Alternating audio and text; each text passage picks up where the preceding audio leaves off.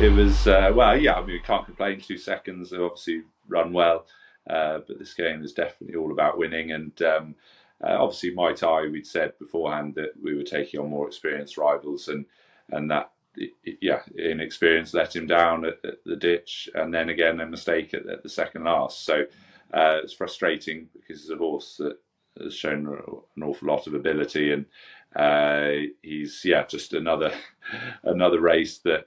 Obviously, the winner is very good, and he's obviously got bigger and better targets. But it's just frustrating from our point of view to sort of throw what chance we did have away at those sort of two of the last four fences. But it was his first run over fences, so hopefully he'll learn and progress. And obviously we're back in novice company the next day, and hopefully we can put that frustration behind and possibly look at something like the Rising Stars at Wincanton in just under 3 weeks' time. Yeah, delighted with her. I mean, it's always frustrating finishing runner-up, especially when so close as well within the neck. And it was a return to the course, having been to stud and failed to get in foals, so she hadn't run since January. So her first run for a little while, but yeah, delighted.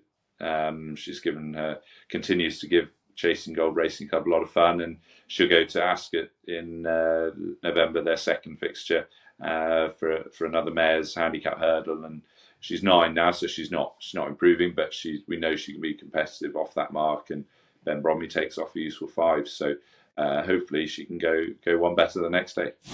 So we've got Metier entered at Longchamp on Sunday in the Group 1, I should say, pre-Royal Oak. So obviously haven't seen him since winning the Chester Cup back in May.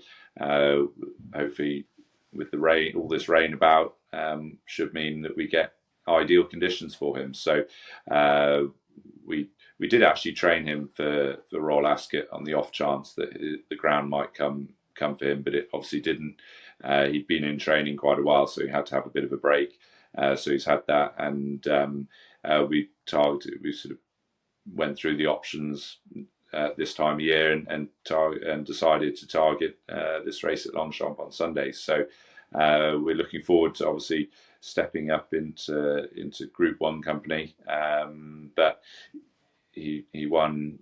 I mean, Cosley. I mean, it was all in the last few strides at Chester, but he got there and did it the hard way, really, coming from the long way back, outside draw as well. So hopefully, you like to think the conditions in his favour, he can run a big race. He's due to make his hurdle debut at Fontwell on Wednesday, and so yeah, Geezer, as we call him at home, obviously made a very pleasing debut at Taunton when winning his bumpers. So he's from a staying chasing family, so we haven't wasted any time in terms of kicking on over hurdles. And he's ready to get started. He's schooled nicely. Step up in trip. Should definitely play to his strengths. So, as with all the maidens, novices at this time of year, you don't know quite what you're up against. The horses all sort of making hurdle debuts, and there's other bumper winners in there. So, but it'll be interesting. We'll know a lot more where we are with him. But he's continued to please us at home, and hopefully he can continue on an upward curve. Monjules, yeah, we actually planned to go chasing with him. He's been schooling away over fences nicely. We had him entered at Worcester on Wednesday, but obviously you need a boat to get around Worcester at the moment. So I just popped him in this race at Fontwell because at entry stage I just saw that there weren't many entries, and he's a 2-time course winner. So unlucky not to win a third time at there last season. So and then obviously with Storm Babbitt causing the damage it did, it was just as well we had him in there. So it's an ideal starting point. Course he likes well, and Lorcan Murta keeps the ride, having won 3 on him last year. So it'd be interesting to see him back in action. This is probably his last run over hurdles before we go chasing. Yeah, hi Matt. He schooled really nicely over fences last week, and although we got entries Thursday, Friday at Ludlow and Cheltenham, we're actually going to wait and go to Chepstow a week tomorrow, Tuesday the 31st. So he'll be making his chasing debut there on the track that he was actually last seen at when finishing runner-up in a maiden hurdle there on Welsh National Day last season.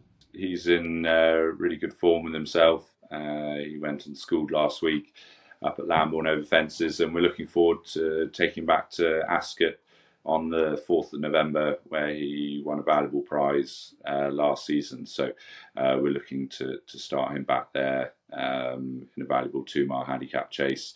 And he's obviously a little bit higher in the weights now than 12 months ago, having won the Wayward Lad novices chase amongst others last season. So, but he's a relatively lightly raced horse, and hopefully for his age, and so hopefully there'll be more to come from him. Yes, La Bemba hasn't been back with us all that long.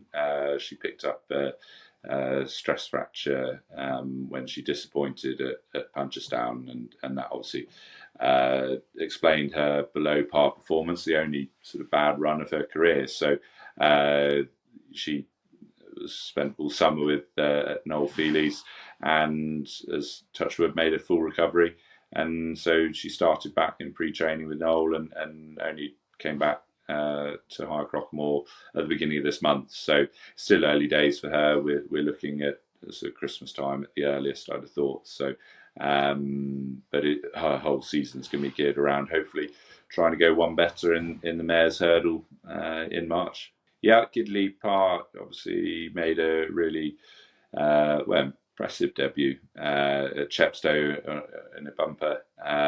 He's schooling away nicely at home, and we're looking forward to getting him started in novice hurdles. We haven't got anything just yet, any races, sort of concrete plans.